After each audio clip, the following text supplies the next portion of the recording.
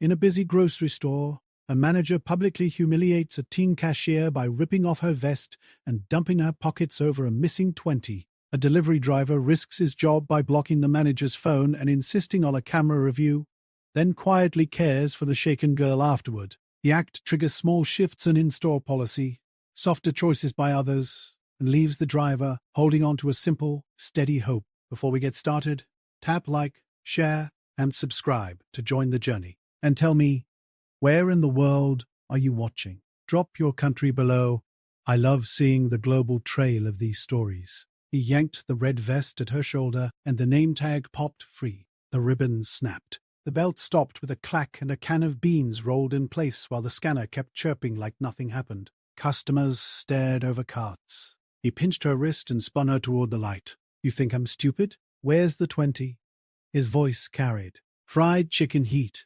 The bleach from the mop closet, all of it pressed in. He dumped her apron pockets into a plastic basket, and quarters skittered like insects across the rubber mat. A bus pass. A cracked lip balm. A folded paper with a coffee stain. The manager held up his phone. Policy says inventory shrink. I have to document, he said to no one and everyone. She was small, pale under the fluorescent bulbs.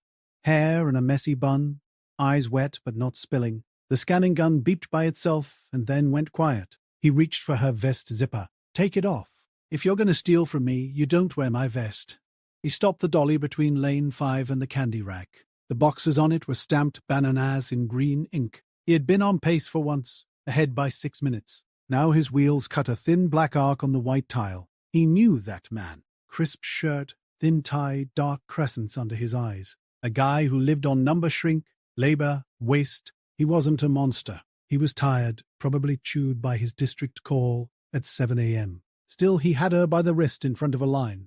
Dispatch would see him stopped. The app would throw the route into orange and then red. He'd gotten a warning last week about a late bread drop. Lose this account, he lost 30% of his hours and the Good Friday overtime. The rent didn't care about why. She looked at the coins rolling under the gum display like they were her breath. He watched 1 quarter disappear under a rack of peppermint patties. He'd seen her before, always a quick nod for him at 5 a.m., a quiet sorry if he had to snake a dolly through her lane. That was all there was, but it was enough to feel like a thing. He rolled the yellow dolly until it touched the manager's shin. The metal squeaked. The phone's black glass showed his own scuffed hoodie and the echo of his hands. Don't touch her, he said.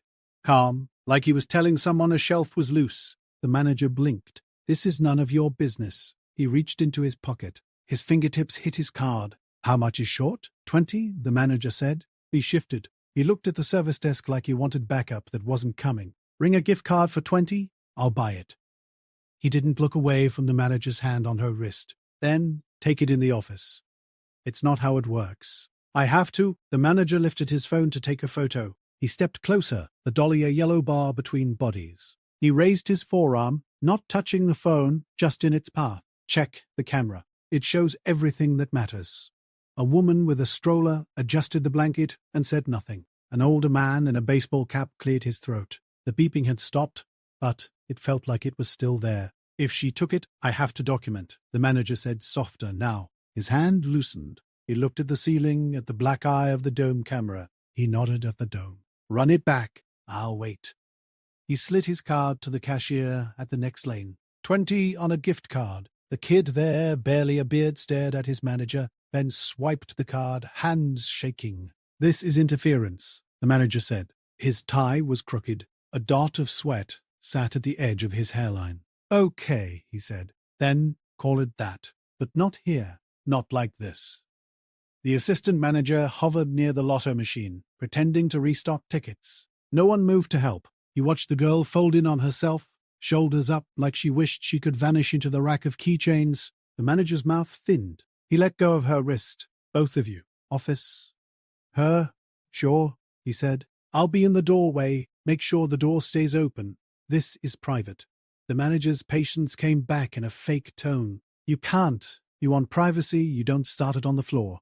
He kept his voice low. The gift card receipt printed, numbers clicking into the world. The manager looked at the gift card. He looked at the people watching. He saw his reflection in his phone. He put it face down on the counter and nodded at the assistant. Get Tom from LP. Time bent. He should have been in the dairy aisle already, scanning the UPCs, moving on. The app bar would be orange by now. He could feel it even without seeing it, the way you feel a rain slip coming before the first drop. He gathered the scattered coins with the edge of a cardboard corner. Quarters, a lone Canadian nickel. He pushed his hand under the gum rack, felt dust and cold metal, and found the missing quarter. He handed the bus pass back to her. She wouldn't meet his eyes yet. They walked to the little office behind the cigarettes, the kind with a safe that looked like a mouth in the floor. The door stayed open. He leaned on the frame. The assistant manager stood half inside, half out, like a traffic cone. Tom, from LP, was a guy in a grey shirt with a keyring that could start a spaceship. He asked for names. He typed nothing,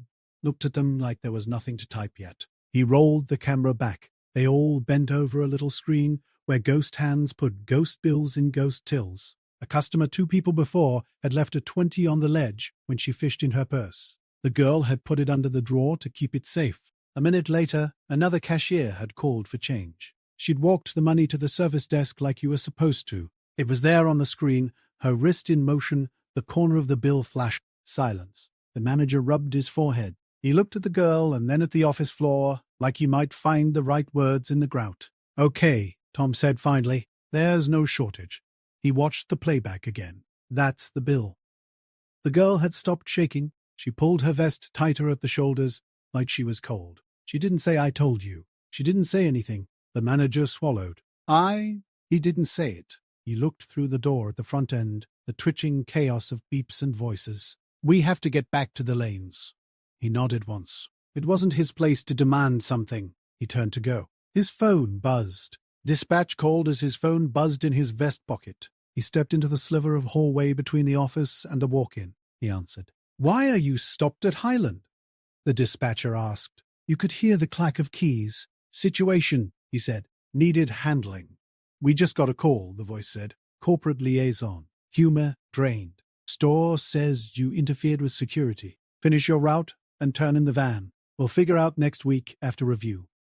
He leaned his head against the cinder block wall for a second. It was cool. "Copy," he said. No argument. He hung up. He looked at the girl and then at the gift card receipt in his palm. On the floor, he bought her a sandwich he knew she liked because he'd seen her eat it at 10 p.m., slowly on the bench near the ice chest. A turkey with too much mayo, a bottle of water. He added a small bag of oranges because the color felt like a thing that could help. They sat on the curb by the cart corral. Cold bled through his jeans. The parking lot was a light-bleached pan stuck between day and night. He slid the coins into her hand. He kept his gaze on the trucks loading in the dock, giving her room. She breathed like she had to remind herself to do it. The sandwich wrapper crackled. "You don't have to," she said. "I know," he said. She nodded at the gift card. "You shouldn't have to, I know," he said again. He wasn't good with speeches. He took a sip of water and tasted plastic. Cars eased in and out. Someone wheeled a stack of water cases past them, blue plastic choking the bottles in neat squares. The sky had that pale winter brightness that made you squint even when it was cold. She pulled a folded paper from her apron. It was creased to nothing, soft at the corners. She didn't hand it to him, just held it on her knees where he could see if he wanted. Practice test results. It said at the top in bold, GED Math, 97%. Below that, test fee due, $36. Date circled. In the corner, tiny. Don't be late. He felt something shift. Like a dolly rolling easier over a threshold, the 20 had a job. Not what the manager thought. Maybe it was the only thing that had felt like forward in a week of sideways. "You'll get it," he said. Not as a promise, but as a plan. He dug in his other pocket, pulled out a crumpled 5 and 2 ones, added it to the stack between them. "For your bus. That camera would have seen me if I was lying." She laughed once at that, a dry sound. She looked up finally. Her eyes were red at the rims. "Thank you." He shrugged. He wasn't the hero of anything. If anything, he just slid a dolly in the right place at the right time. He went back in to finish the drop. He kept his head down, counted boxes, scanned shelf tags, moved. He didn't look toward the office. He didn't look toward the manager. He left the gift card at the service desk with a note for training snacks. He figured if it kept someone from making a bad decision at 11 p.m., good. He finished the route. He turned in the van. He waited for the email. He started a list on his cracked screen the way he started all bad weeks. Sell the old drums, call the cousin for hours on his roofing crew if needed, stretch the beans in the pantry. You don't need a sermon when you have a list. 2 weeks later, he hit the corner at dawn and saw the new sign. It was taped to the plexi at lane 5, printed on office paper with a clip-art lock. Draw audit policy. Employees may request audits in office. No pocket checks on floor. Camera review before action. It wasn't art, but it was something you could point at. She was on lane 3. She had a thick black hair tie on her wrist and a small silver ring on a chain. She didn't look over, didn't need to. She scanned a loaf of bread and handed it to a kid in a hoodie like she trusted her hands again. The manager stood by the floral case tying a ribbon around a plant, of all things. He caught the delivery driver's eye and lifted his chin once. Not a wave, not nothing. He looked thinner. Stress had carved a little more of him away. He didn't pick up his phone. At the C-store on Willow, a different manager had the same vest and the same tie. A kid at the counter froze when a price didn't match. The manager reached for the kid's wrist out of habit and then stopped himself, glanced at the camera, and said, "Let's check the screen," in a voice that didn't scrape. The kid breathed. A small change. A tiny edit punched into the plate. At his new route, he found a truck stop with coffee that didn't taste like old tires and a cashier who called him sir without making it weird. He carved a new path through streets he thought he knew. He taped a note to his dash, oranges, because he'd stopped forgetting them. He had learned the weight of them in a hand that needed something to grip. He saw her once more on a bus stop bench, head down over a packet with math problems and little boxes to fill. She didn't see him. He didn't wave. He kept moving, because that's what his wheels did now. He thought about that morning sometimes when the app went green again after a stop that took too long. About the sound of coins rattling into a tray and the way they sounded like the start of a song when they fell back into a palm. He didn't have language for it beyond an address and a time. A grocery store at 10:17 a.m., a yellow dolly touching a shin, a screen that proved a thing and changed another. He tightened his hoodie against the cold and stepped off a curb with a case of milk. Breath showed in front of him. The plastic bag of oranges glowed between them.